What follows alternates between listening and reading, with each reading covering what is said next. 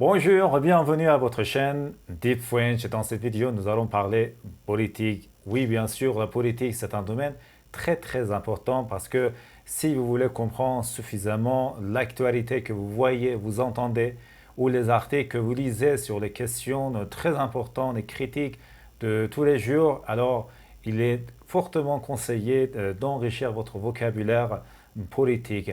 Alors regardez cette vidéo jusqu'à la fin.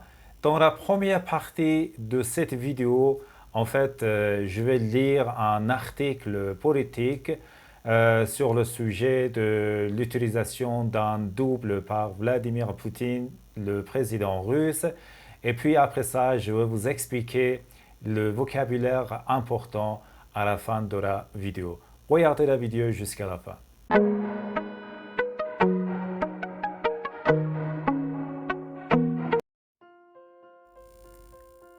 Budanov, le chef du service de renseignement militaire ukrainien, a déclaré que Vladimir Poutine avait peut-être utilisé un double du corps lors de sa récente visite à Téhéran.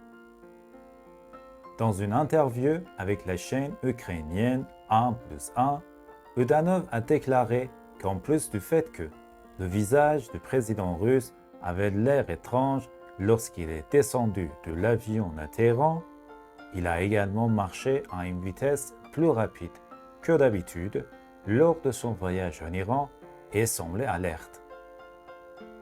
Le chef du service de renseignement militaire ukrainien a également noté que, lors de son voyage à Téhéran, Poutine avait eu une réaction heureuse face aux responsables venus le saluer, alors qu'il montrait le plus souvent un visage indifférent dans de telles situations. Selon le journal britannique Metro, Poutine avait l'air troublé lors de sa rencontre avec le président turc Recep Tayyip Erdogan à Téhéran et ses expressions faciales étaient inhabituelles.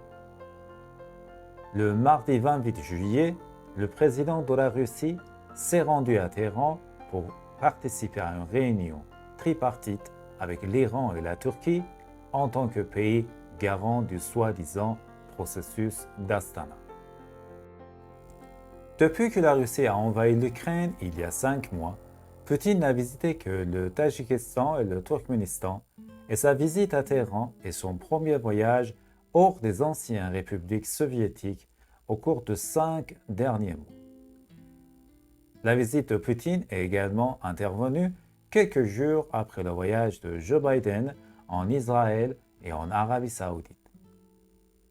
Poutine a confirmé il y a 2 ans que lorsque la Russie a été la cible d'attaques terroristes au début des années 2000, les responsables russes lui ont conseillé d'utiliser un double du corps.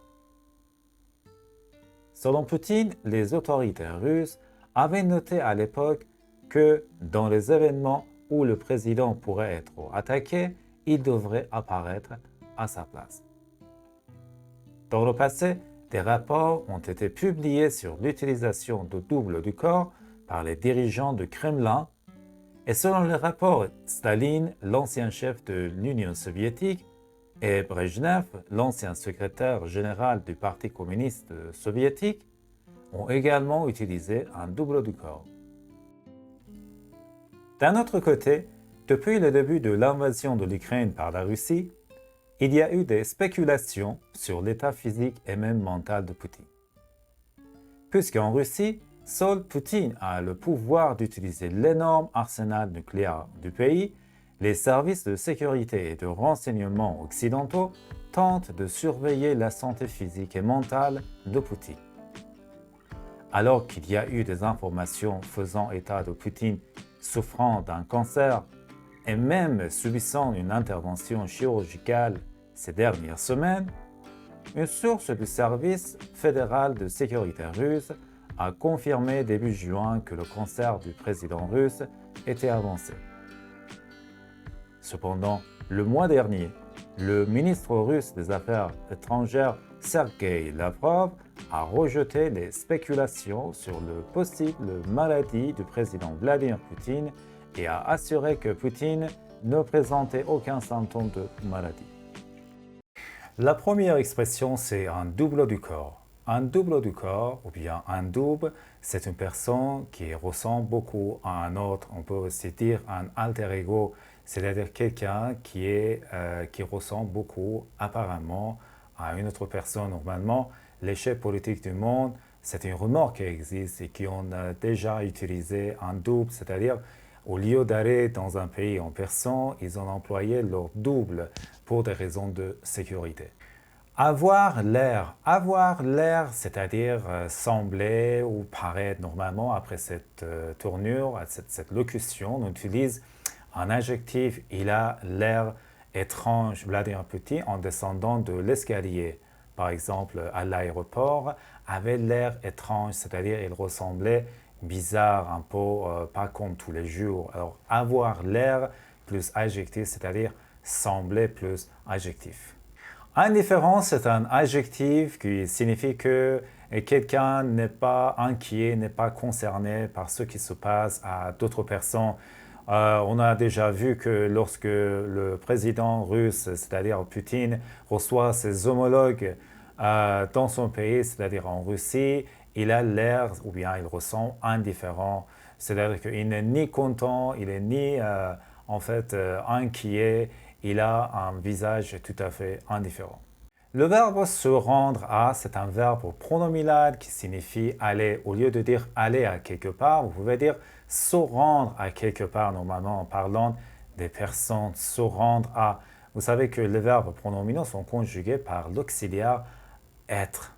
Le mot garant, ça vient du verbe garantir, c'est-à-dire assurer que quelque chose se passe ou quelque chose ne se passe pas. Par exemple, quand vous allez dans une banque pour emprunter de l'argent, la banque va vous prêter cet argent en échange d'un garant, c'est-à-dire que vous devez soit présenter une personne qui va garantir que vous allez payer en fait le prêt que vous aurez obtenu.